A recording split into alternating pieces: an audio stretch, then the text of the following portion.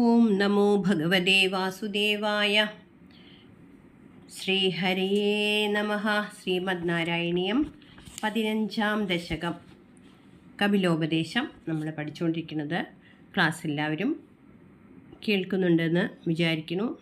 മനസ്സിലാവുന്നുണ്ട്, നന്നായി മനസ്സിലാക്കാൻ സാധിക്കുന്നുണ്ടെന്ന് ഞാൻ പ്രതീക്ഷിക്കുന്നു. ഇഷ്ടമാവുകയാണെങ്കിൽ നിങ്ങൾ ലൈക്ക് ചെയ്ത്, ഷെയർ ചെയ്ത്, സബ്സ്ക്രൈബ് ചെയ്ത്, ബെൽ ബട്ടൺ പ്രസ് ചെയ്തിട്ട് ഓൾ എന്നുള്ള ഓപ്ഷൻ കൊടുക്കണം. അപ്പോൾ പുതിയ ക്ലാസ്സുകൾ നിങ്ങൾക്ക് നോട്ടിഫിക്കേഷൻ വരും. നമുക്കിന്ന് 15-ാം ദശകത്തിലെ 3-ാമത്തെ ശ്ലോകം ചൊല്ലി നോക്കാം. ഹരേ കൃഷ്ണ. പ്രകൃതിഗതഗുണൗഖേർനാജ്യതേ പൂരുഷോയം യദിദു സജതി തസ്യാം തദ്ഗുണാസ്തം ഭജേരൻ മദനുഭജന തത്വാലോചനൈ സാപ്യഭേയാദ് കപിലതനുരിതി ത്വം ദേവഹൂത്യേന്നഗാദീഹി. ഹരേ കൃഷ്ണ. പദച്ഛേദം നോക്കുമ്പോൾ പ്രകൃതിഗത ഗുണൗഖൈഹി ന ആജ്യതേ. നാജ്യതേ എന്ന് കാണാം, 2 നായിട്ടായിട്ടുണ്ടാവുക. അപ്പം ന ആജ്യതേ പൂരുഷ പ്ലസ് അയം പൂരുഷോയം യദിദു സജതി തസ്യാം തദ്ഗുണാ തം പ്ലസ് തം തദ്ഗുണാഹ പ്ലസ് തം തദ്ഗുണാസ്തം ഒന്നിച്ച് ഭജേരൻ മദനു ഭജന തത്വാലോചനേഹി സ അഭി അപേയാത് സ അഭി അപേയാത് എന്നാണ് പിരിക്കുമ്പോൾ. അപ്പോൾ സാപ്യപേയാത് എന്ന് വായിക്കണം. കപിലതനു പ്ലസ് ഇതി ത്വം ദേവഹൂത്യേ ന്യഗാദീഹി. ഹരേ കൃഷ്ണ. കഴിഞ്ഞ ശ്ലോകത്തിൽ നമ്മൾ 25 തത്വങ്ങൾ പഠിച്ചു. അതിൽ പുരുഷൻ അത് ബ്രഹ്മം. പുരുഷൻ പറഞ്ഞാൽ ആദിയില്ലാത്തതും എങ്ങും വ്യാപിച്ചിരിക്കുന്നതും ഗുണങ്ങളില്ലാത്തതും പ്രകൃതിയിൽ നിന്ന് അന്യവുമായ ആന്തരമായ പ്രകാശമുള്ള ഒരു ചൈതന്യമാണ് പുരുഷൻ, അതായത് ബ്രഹ്മം. ഈ 25 തത്വങ്ങൾ മനസ്സിലാക്കിയവൻ ആരാണോ അവർ പ്രകൃതിയിൽ നിന്ന് മുക്തനായിത്തീരുന്നു എന്ന് പറഞ്ഞു. അപ്പം ഈ പുരുഷൻ ഇതിലൊന്നും ബന്ധമില്ല എന്നാണ് ഇതിൽ പറയണത്. നമ്മൾ ഈ ശ്ലോകത്തിൽ ഇവിടെ അയം പുരുഷ പുരുഷോയം അയം പുരുഷ പറഞ്ഞ ഈ പുരുഷൻ, അതായത് ബ്രഹ്മം അല്ലെങ്കിൽ ആ ചൈതന്യം, പ്രകൃതിഗത ഗുണൗഖേഹി ഈ പ്രകൃതിഗതങ്ങളായ ഗുണങ്ങളാൽ, അതായത് സത്വരജ തമോ ഗുണങ്ങളാൽ ഉണ്ടാകുന്ന പല പല സ്വഭാവങ്ങളിലുള്ള ഓരോ അതിൽ ചെയ്യുന്ന കർമ്മങ്ങളിലൊക്കെ ന അജ്യതേ അഞ്ചിതനാകുന്നില്ല എന്ന് പറഞ്ഞാൽ അതിലൊന്നും സക്തനാകുന്നില്ല. ഓരോ പ്രകൃതിയിലുണ്ടാകുന്ന ഓരോ സ്വഭാവങ്ങളിലും ഒന്നും ഒരു ജീവിയുടെ ഒന്നിലും ബന്ധമില്ല ഈ പുരുഷന് എന്നർത്ഥം. തസ്യാം തു പറഞ്ഞ അവളിൽ, അതായത് ആ പ്രകൃതിയിൽ മായയിൽ സജതിയതി സക്തനാകുന്നുവെങ്കിൽ, അതായത് പുരുഷന് പ്രകൃതിയിൽ ആസക്തി ഉണ്ട് എങ്കിൽ തദ്ഗുണ പറഞ്ഞാൽ പ്രകൃതിയുടെ ഗുണങ്ങൾ, അതെന്താണ്? സത്വരജ തമോ ഗുണങ്ങൾ.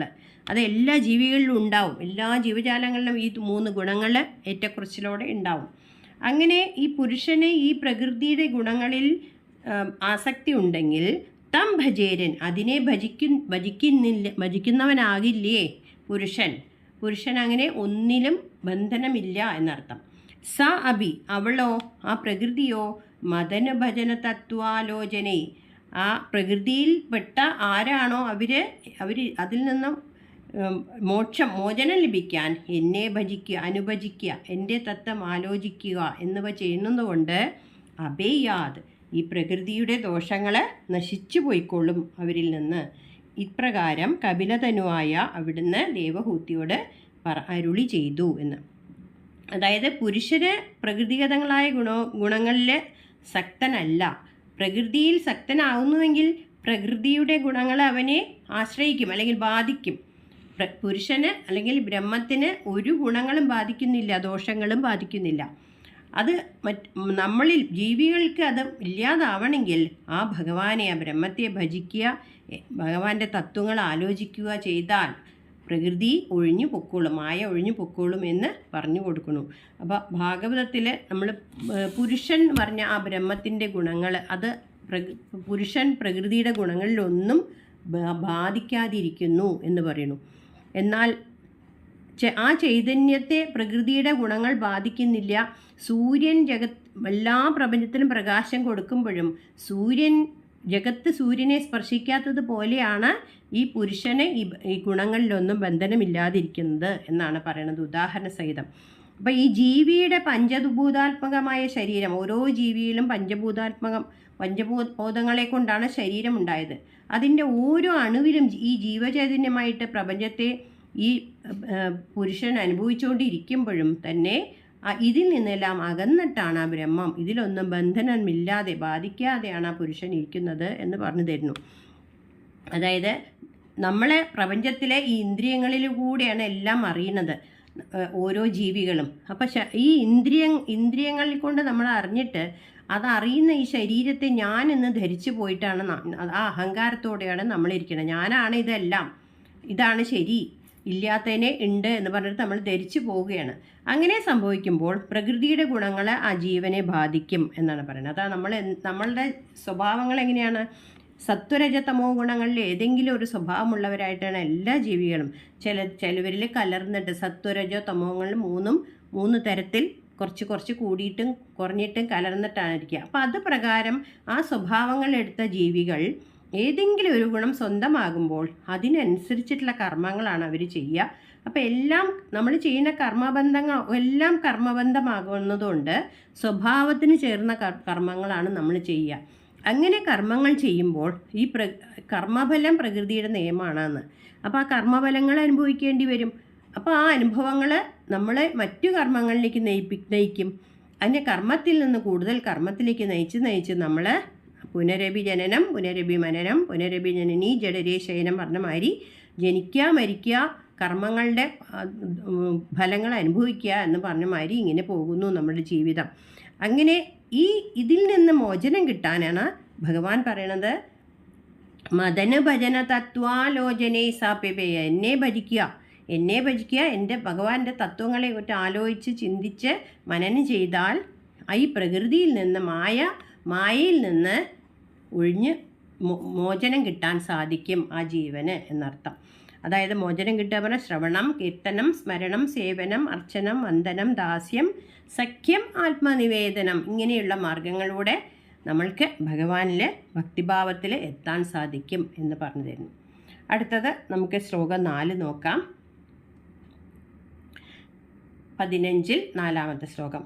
വിമലമതിരുപാത്തേരാസനാദ്യേർമദംഗം ഗരുഡസമധിരൂഢം ദിവ്യഭൂഷായുധാംഗം രുചിതുലിതതമാലം ശീലയേതാനുവേലം കപിലതനുരിതിത്വം ദേവഹൂത്യേന്നഗാദീഹി.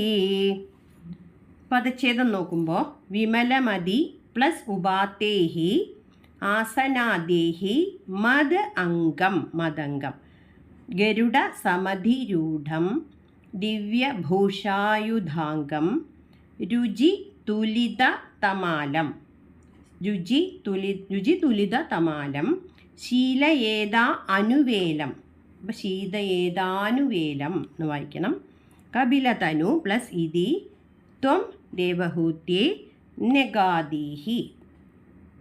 ഇവിടെ പറയണത് ഉപാത്തേ ആസനാദി, ഭഗവാനെ സ്മരിക്കുക, ഭഗവാനെ ആലോചിക്കുക എന്ന് പറഞ്ഞാൽ അതെങ്ങനെയാണെന്നും കൂടി പറഞ്ഞു തരുന്നു. ഉപാത്തേ സ്വീകരിക്കപ്പെട്ട ഏതെങ്കിലും ഒരു ആസനം, അതായത് പത്മാസനോ ഏതാ നമുക്ക് സൗകര്യമായിരിക്കണത് ആ ഒരു ആസനത്തിൽ നമ്മൾ ഇരുന്ന് ഏതെങ്കിലും സ്വീകരിച്ച് അതിലിരുന്നിട്ട്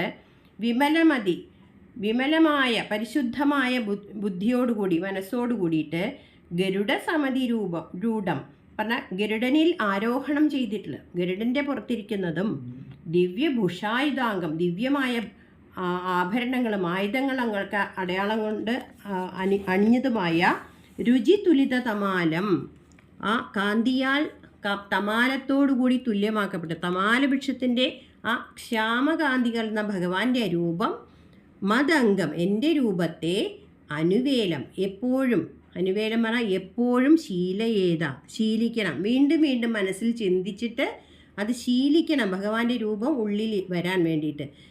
ഇപ്രകാരം കപിലതനുവിൻ്റെ ശരീരത്തോടു കൂടി അവിടുന്ന് ദേവഹൂത്യൈനഗാദി ദേവഹൂതിയൊക്കെയായി പറഞ്ഞു കൊടുത്തു എന്ന് പറയുന്നു. അതായത് സ്വീകരിക്കപ്പെട്ട ഏതെങ്കിലും ഒരു സൗകര്യപ്രകാരമായ ആസനാദികളിൽ മനസ്സ് ശുദ്ധമായിട്ട് ഇരുന്ന് ഗരുഡാതിരൂഢനും ഭൂഷണങ്ങളാലും ആയുധങ്ങളാലും അങ്കിതനുമായ ആ നീലകാന്തികളെന്ന ഭഗവാന്റെ ആ ശരീരത്തെ എപ്പോഴും വീണ്ടും വീണ്ടും ചിന്തിച്ചിട്ട് ഇരിക്കണം.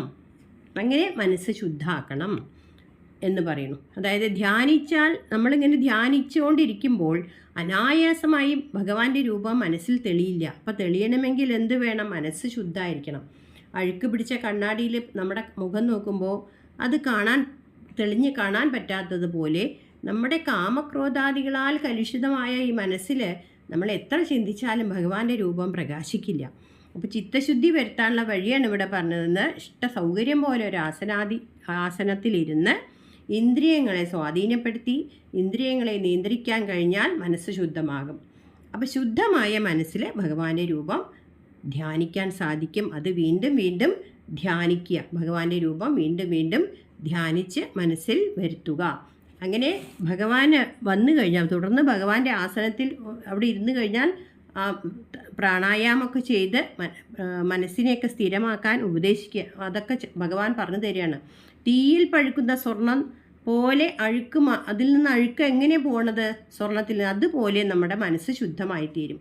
പ്രാണായാമം കൊണ്ട് ദേഹദോഷങ്ങളെയും ധാരണ കൊണ്ട് ഭഗവാനിൽ ഉറച്ച് നിർത്താനും സാധിക്കും നമ്മുടെ മനസ്സിനെ.